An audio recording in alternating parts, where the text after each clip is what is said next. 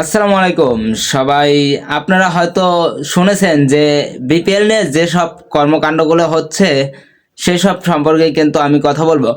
মানে 7 জন cricketer fixing সন্দেহের কারণে কিন্তু বিপিএল এর নিলাম থেকে বাদ পড়েছে।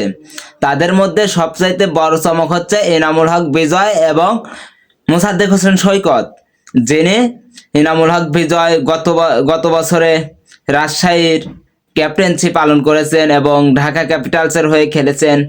মোসাদ্দেক হোসেন সৈকত, আমি শুধু এই দুজন ক্রিকেটারকে নিয়ে কথা বলবো।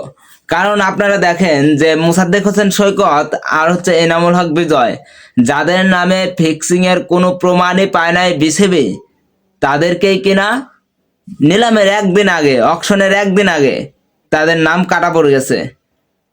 ভাই, তারা কি মানে দেশের খেলোয়াড় না? এই জন্যই তো দেশের ক্রিকেট কেমন জানি ধ্বংসের পথে যাচ্ছে। ভাই, যাকে ফিক্সিং কাণ্ডে আপনারা প্রমাণ করেছিলেন তাকে আপনারা কি করেছেন? ব্যাটিং কোচ বানিয়েছেন।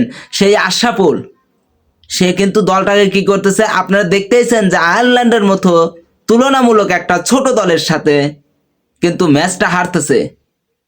সেই আশরাফুলকে আপনারা ব্যাটিং কোচ দিয়েছেন, যে কিনা ফিক্সিং এর সাথে জড়িত ছিল, জড়িত হয়েছে, জেলও খেটেছে।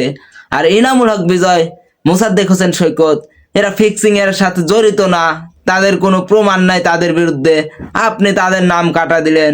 তারা তো মানে অপমান হবে। আপনারা আপনারা এমন একটা সিস্টেমে চলে এসেছেন এই বছরে যে বি ক্যাটাগরি থেকে ইনামুল হক বিজয় এবং মোসাদ্দেক হোসেন সৈকতকে সি ক্যাটাগরিতে যখন নামিয়ে আনা হয়েছিল, তখনই তো তারা অপমানিত হয়েছে। কারণ ইনামুল হক বিজয় এনসিএল টি20-তে দেখেন, সে কিন্তু দুর্দান্ত পারফরমেন্স করতেছে, সে কিন্তু দেশের হয়েও কিন্তু অসাধারণ খেলছে।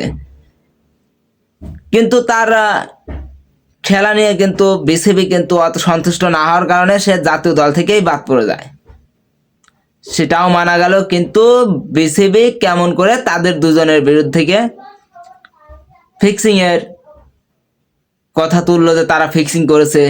ভাই, আমি এটা মানতে পারলাম না। আমি আশা করছি আমার মতো হাজারো ক্রিকেট ভক্তরা এই কথাটা মানবে না। যদিও বা আমি এই কথাগুলো বলতে চাইছিলাম না, বিসিবি বলতে বাধ্য করেছে। কারণ বিসিবি প্রমাণ ছাড়াই দুইটা ক্রিকেটারের কেরিয়ারটাই নষ্ট করে দিছে ভাই, একদম প্রমাণ ছাড়াই কেরিয়ার নষ্ট করে দিয়েছে। ইনামুল হক বিজয় যদি এখন মামলা করে, বিসিবি কি উত্তর দিবে আদালতে আমি জানি না।